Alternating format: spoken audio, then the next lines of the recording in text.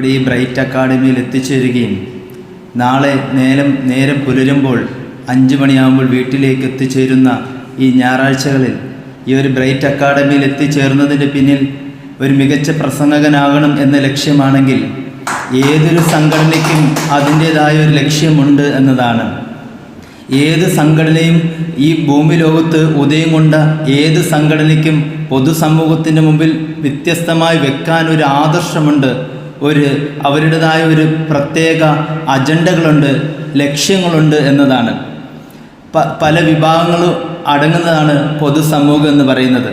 ഓരോ വിഭാഗത്തിനും അവരുടേതായ അവകാശങ്ങളുണ്ട്, അവരുടേതായ ആവശ്യങ്ങളുണ്ട്. അത് നേടിയെടുക്കാൻ വേണ്ടി ഒന്നിച്ച് ഒരു മയ്യോടെ ഒരു കൂട്ടായ്മയോടെ ഒന്നിച്ച് പ്രവർത്തിക്കുമ്പോൾ അത് ഒരു സംഘടനയായി മാറുന്നു, അതൊരു സംഘടനാ പ്രവർത്തനമായി മാറുന്നു. അതിനെയാണ് സംഘടന എന്ന് പറയുന്നത്. ചരിത്രത്തിൽ നമുക്ക് കാണാൻ സാധിക്കും, കമ്മ്യൂണിസ്റ്റ് പാർട്ടി അതിൻ്റെ ഉജ്ജ്വലമായ മുദ്രാവാക്യം എന്ന് പറയുന്നത് ലോക തൊഴിലാളികളെ സംഘടിക്കുവിൻ എന്നതാണ്. സംഘടിക്കുവിൻ. ഇന്ത്യയിൽ ബ്രിട്ടീഷുകാരുടെ ഭരണത്തിൽ നിന്ന് ഇന്ത്യക്കാർ സ്വാതന്ത്ര്യമായതിന് പിന്നിൽ ഒന്നിച്ചു നിന്നുള്ള ചെറുത്തുനിൽപ്പ് ഒന്നുകൊണ്ടാണ്. ആ ചെറുത്തുനിൽപ്പ് സ്ട്രോങ് ആയപ്പോൾ ബ്രിട്ടീഷുകാർക്ക് പിന്നെ ഇവിടെ നിൽക്കക്കള്ളിയില്ലാതെ ഈ രാജ്യം വിടേണ്ടി വന്നു, ഇന്ത്യക്ക് സ്വാതന്ത്ര്യം ലഭിച്ചു എന്നതാണ്. എന്തുകൊണ്ടാണ് ഒരാവശ്യത്തിന് വേണ്ടി ഒരു കൂട്ടം ആളുകൾ ഒന്നിച്ച് ആ ആവശ്യം ഉന്നയിക്കുന്നത്? എന്തുകൊണ്ടാണ് പാർലമെൻറ്റിലും നിയമസഭയിലും 2 ഭാഗത്തായി ജനപ്രതിനിധികൾ ഇരുന്നു കൊണ്ട് ജനതയുടെ ആവശ്യങ്ങൾക്ക് വേണ്ടി സംസാരിക്കുന്നത്? എന്തുകൊണ്ടാണ് ഒരാൾ സംസാരിക്കുന്നതും ഒരു കൂട്ടം ആളുകൾ ഒന്നിച്ച് സംസാരിക്കുന്നതും തമ്മിലുള്ള വ്യത്യാസം നമുക്കറിയാം. അതാണ് സംഘടിത ശക്തി എന്ന് പറയുന്നത്. ഒന്നിച്ചൊരു കൂട്ടം ആളുകൾ സംസാരിക്കുമ്പോൾ അത് ജനഹൃദയത്തിൽ ശ്രദ്ധിക്കപ്പെടും, അത് ആഴത്തിൽ ലോകത്തിൻ്റെ ഹൃദയത്തിൽ സ്വാധീനിക്കപ്പെടും. അതിൻ്റെതായ ഗൗരവത്തോടുകൂടി കാണും. ഇതിനെ തന്നെയാണ് സംഘടന എന്ന് പറയുന്നത്. ഒരു സംഘടനയിൽ പ്രവർത്തിക്കുന്ന ആ വ്യക്തി, ആ സംഘടനയുടെ രൂപീകരിച്ച വ്യക്തി എന്തുകൊണ്ടും ആ സംഘടനയുടെ ഉള്ളിലുള്ള അംഗങ്ങളെ ഒരുമയോടെ ഒന്നിച്ച് കൊണ്ടുപോകാനുള്ള പ്രാപ്തത അയാൾക്കുണ്ടായിരിക്കണം. ഇവിടെ നേരത്തെ പറഞ്ഞ സ്നേഹവും ആത്മാർത്ഥതയും ഇഴചേർന്നുകൊണ്ടുള്ള പ്രവർത്തനമായിരിക്കണം ഉണ്ടായിരിക്കേണ്ടത്. അങ്ങനെ മുന്നോട്ട് പോകുമ്പോഴാണ് സംഘടന ശക്തിപ്പെടുന്നതും അത് വളർച്ചയിലേക്ക് ഉദയം ചെയ്യുന്നതും. ഇന്ന് കേരളത്തിൽ ഒരുപാട് പാർട്ടികളുണ്ട്, രാഷ്ട്രീയ പാർട്ടികൾ. അവർ രാഷ്ട്രീയ കാര്യങ്ങൾക്ക് വേണ്ടിയിട്ടാണ് സംഘടിച്ചിട്ടുള്ളത്. അപ്പോൾ ഏത് കാര്യത്തിനും ഒത്തുപിടിച്ചാൽ മലയും പോരും എന്ന് പറയാറുണ്ട്. ഒരാൾക്ക് ചെയ്യാൻ കഴിയാത്തത് ഒന്നിച്ചു ചേർന്നാൽ ചെയ്യാൻ സാധിക്കുമെന്നതാണ്. അതുകൊണ്ട് ഏത് കാര്യത്തിനും ഏതൊരു ആവശ്യത്തിനും വേണ്ടിയും കൂട്ടായ പരിശ്രമമുണ്ടെങ്കിൽ അത് നേടിയെടുക്കാൻ സാധിക്കുമെന്നാണ്. ലോകത്ത് ഏത് വിപ്ലവം നോക്കിയാലും, ഏത് പുരോഗതി നോക്കിയാലും, ഇല്ലെങ്കിൽ നാടിൻ്റെ സുസ്ഥിര വികസനത്തിന് തന്നെ സംഘടന വലിയ പങ്കാണ് വഹിക്കുന്നത്. അതുകൊണ്ട് സംഘടന എല്ലാ കാലത്തും ആവശ്യമാണ്. സംഘടന രാജ്യത്തിൻ്റെ പുരോഗതിക്ക് സഹായമായിരിക്കുന്നതായിരിക്കണം. ജനങ്ങളുടെ ആവശ്യം കണ്ടറിഞ്ഞ് പ്രവർത്തിക്കുന്ന സംഘടനയും സംഘാടകരും അതിൽ ഉള്ള വ്യക്തികളും ഒരേ മനസ്സോടുകൂടി പ്രവർത്തിക്കുന്നവരായിരിക്കണം. അല്ലാതെ ജനതയെ നശിപ്പിക്കുന്ന, രാജ്യത്തെ ഒന്നടങ്കം തകർക്കുന്ന അത്തരം മാരകമായ രൂപത്തിലുള്ള ആദർശ ആശയങ്ങൾ ഉന്നയിച്ചു കൊണ്ടുള്ള സംഘടനകൾ രാജ്യത്തിന് അത് പ്രശ്നം സൃഷ്ടിക്കുന്നതാണ്.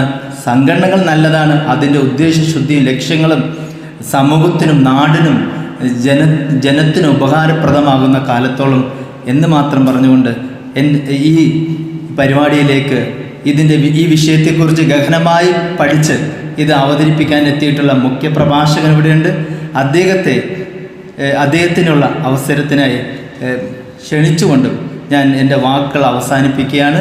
അതോടൊപ്പം ഇവിടെ കേട്ടിരുന്ന എല്ലാവർക്കും എൻ്റെ സന്തോഷം അറിയിക്കുന്നു.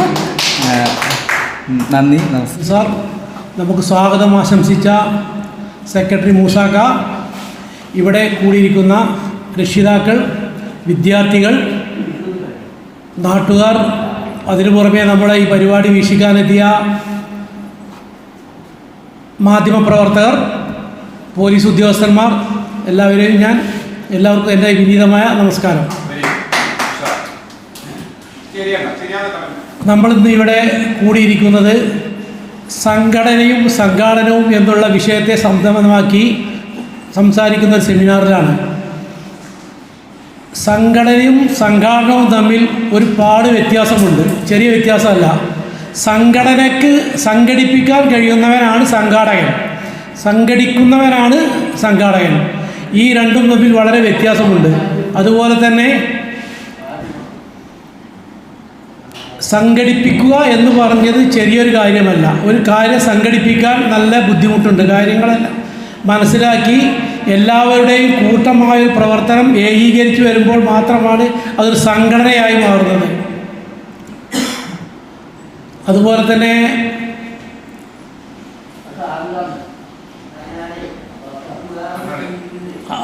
അതുപോലെ തന്നെ ഈ പരിപാടിയിൽ എത്തിയ ഈ പരിപാടി സംഘടിപ്പിച്ച ഈ തപസ്യ വായനശാല ഈ വിഷയത്തെ സംബന്ധിച്ച് സംസാരിക്കാൻ മുഖ്യ പ്രഭാഷകൻ നമ്മുടെ മാനുക്ക് അവിടെ എത്തിയിട്ടുണ്ട്. അതുകൊണ്ട് മാനുക്ക് ഈ മുഖ്യ വിഷയത്തെപ്പറ്റി സംസാരിക്കുന്നതാണ്. അതുകൊണ്ട് ഈ പരിപാടി സംഘടിപ്പിച്ച തപസ്യ വായനശാലക്കും ഈ പരിപാടി എല്ലാവർക്കും എൻ്റെ ആശംസകൾ അർപ്പിച്ചുകൊണ്ട് ഞാൻ എൻ്റെ വാക്കുകൾ അവസാനിപ്പിക്കുന്നു. നന്ദി, നമസ്കാരം. മുഖ്യാതിഥി മുസാജി, എനിക്ക് ഏറ്റവും സ്നേഹം നിറഞ്ഞ എൻ്റെ നാട്ടുകാരെ, സുഹൃത്തുക്കളെ, എല്ലാവർക്കും എൻ്റെ നമസ്കാരം. വളരെയധികം സന്തോഷം തോന്നുന്നു. നമ്മുടെ ബ്രൈറ്റ് അക്കാദമിയുടെ 10ാം വാർഷികത്തോടനുബന്ധിച്ച് വളരെ പ്രസക്തമായ ഈ വിഷയം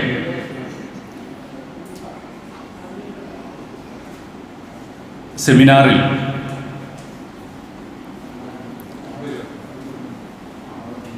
ഉൾക്കൊണ്ടു എന്നത് തന്നെ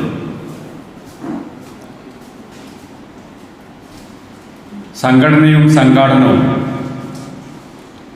നമുക്ക് ചിരപരിചിതമായ രണ്ട് വാക്കുകളാണ്. ഐക്യമത്യം മഹാബലം എന്നാണല്ലോ പറയാറുള്ളത്. ഒരുമിച്ച് കൂടുമ്പോഴാണ് നമുക്ക് ഒറ്റയ്ക്കൊറ്റയ്ക്ക് നിൽക്കുന്നതിനേക്കാൾ ശക്തി കൂടുന്നത്.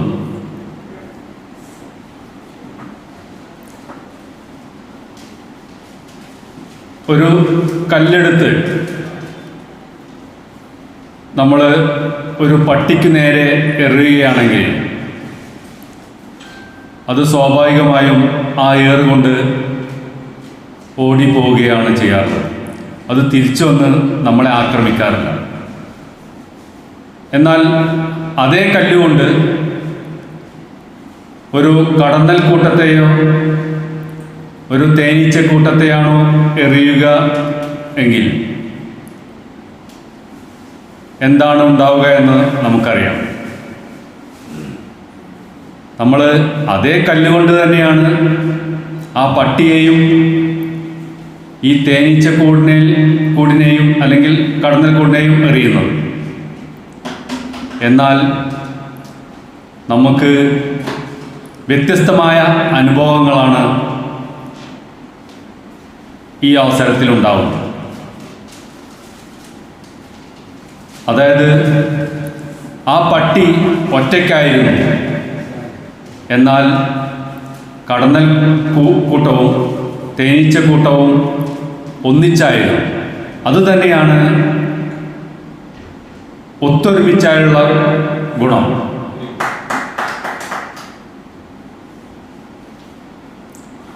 നമുക്കറിയാം, ഒരു സംഘാടനം എന്ന് പറയുന്നത്, അതിൻ്റെ ഒരു നിർവചനം ഞാൻ പരിശോധിച്ചപ്പോൾ എനിക്ക് മനസ്സിലായത്, രണ്ടോ അതിലധികമോ ആളുകൾ ഒരു പൊതു ലക്ഷ്യത്തിന് വേണ്ടി ഒത്തൊരുമിക്കുന്നതിനെയാണ് നമ്മൾ സംഘാടനം എന്ന് പറയുന്നത്. ഈ പൊതു ലക്ഷ്യത്തിന് വേണ്ടി ഈ സംഘടനയിൽ നമ്മൾ ചർച്ച ചെയ്യുന്ന കാര്യങ്ങൾ അല്ലെങ്കിൽ സംഘടിപ്പിക്കുന്ന കാര്യങ്ങളെയാണ് നമ്മൾ സംഘാടനം എന്നുകൊണ്ട് വിവക്ഷിക്കുന്നത്. ഒരു സംഘടനയെ നയിക്കേണ്ടവൻ തീർച്ചയായും ഒരു ലക്ഷ്യബോധമുള്ളവനായിരിക്കണം. അതുമാത്രമല്ല, മുമ്പേ നടക്കുന്നവൻ്റെ മുമ്പേ നയിക്കുന്നവനല്ല സത്യത്തിൽ ലീഡർ എന്ന് പറയുന്നത്. മുമ്പേ നയിക്കാൻ അവനെ പ്രേരിപ്പിക്കുന്നതും അവനെ ലക്ഷ്യബോധം നൽകുന്നതും ഈ ലീഡറായിരിക്കണം. ഒരു മഞ്ഞുതുള്ളി ഒരു വലിയ നദിയാകുന്നത് പോലെ, ഒരു സമുദ്രമാകുന്നത് പോലെ ഒത്തൊരുമിക്കുമ്പോഴാണ് അതിൻ്റെ ശക്തിയും സൗന്ദര്യവും നമ്മൾ അറിയുന്നത്. അതുപോലെ തന്നെ ഒരുപാട് നൂലിഴകൾ ഒരുമിച്ച് ചേരുമ്പോഴാണ് ഒരു പരവതാനിയായി, മനോഹരമായ ഒരു പരവതാനിയായി മാറും. അതുപോലെ തന്നെ ഒരുപാട് കടലാസുകൾ ചേരുമ്പോഴാണ് മനോഹരമായ ഒരു പുസ്തകമായി മാറും. ഇതിൽ നിന്നെല്ലാം നമുക്ക് മനസ്സിലാക്കേണ്ടത് ഒത്തൊരുമയാണ്, സംഘടനാ ശേഷിയാണ് നമ്മുടെ സർവവിജയങ്ങൾക്കും അടിസ്ഥാനം.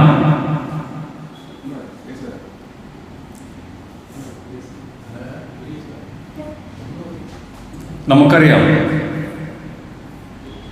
നമ്മുടെ പല വിജയങ്ങൾക്കും പിന്നിൽ ഒരു ശക്തനായ നേതാവിൻ്റെയോ ഒരു സംഘടനയുടെയോ പിൻബലമുണ്ടാകും. എന്നാൽ ഈ സംഘടനയെ ഭിന്നിപ്പിക്കാൻ ഇതിനിടയിൽ പല കുബുദ്ധികളും ശ്രമിക്കാറുണ്ട്. ഇവരുടെ ഈ ശ്രമമാണ് നമ്മുടെ ഒത്തൊരുമയെ നാശത്തിലേക്ക് നയിക്കുന്നത്. അതിനുള്ള അവസരം നമ്മൾ ഉണ്ടാക്കരുത്. എനിക്ക് ശേഷം സംഘടനയും സംഘാടനവും എന്ന വിഷയത്തെക്കുറിച്ച് നമ്മുടെ മുഖ്യ പ്രഭാഷകൻ മൂസാജി സാർ വിശദമായി തന്നെ സംസാരിക്കും. അതുകൊണ്ട് തന്നെ ഞാൻ എൻ്റെ വാക്കുകൾ ദീർഘിപ്പിക്കുന്നില്ല.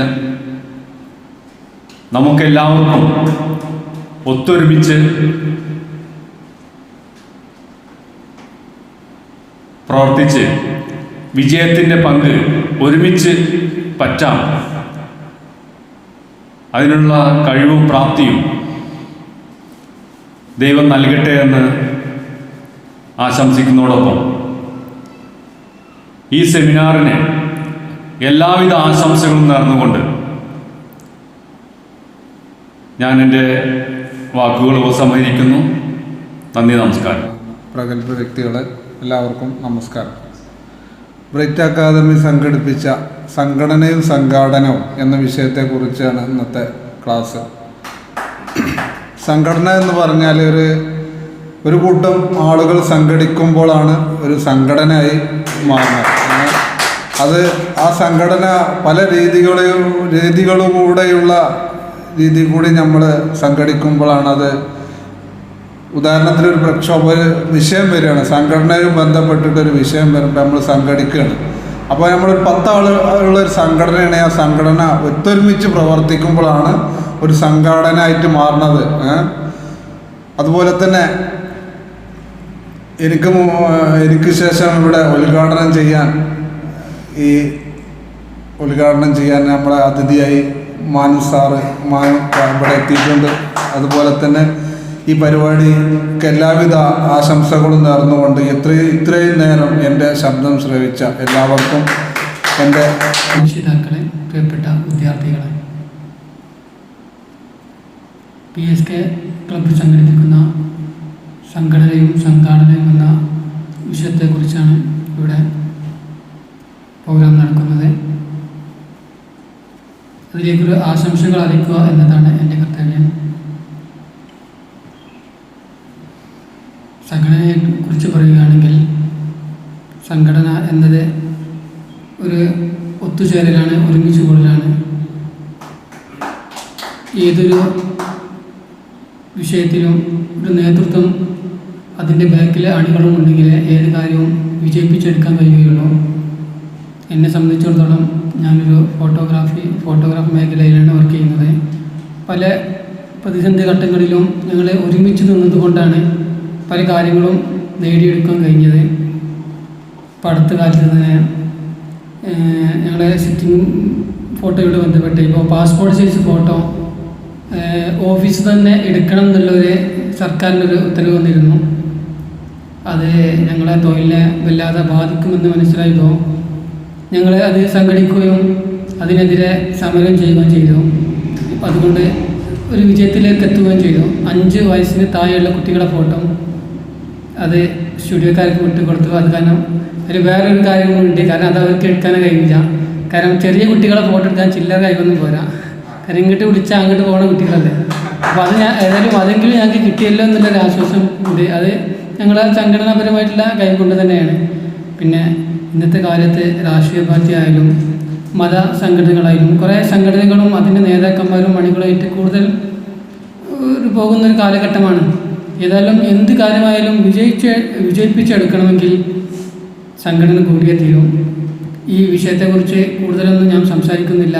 ഇനിയും പ്രഗത്ഭരായ ആളുകൾ കൂടുതൽ സംസാരിക്കാനുണ്ട് ഇവിടെ. എന്നിരുന്നാലും ഈ പരിപാടിയിലേക്ക് എല്ലാവിധ ആശംസകൾ അറിയിക്കുകയും ചെയ്യുന്നു.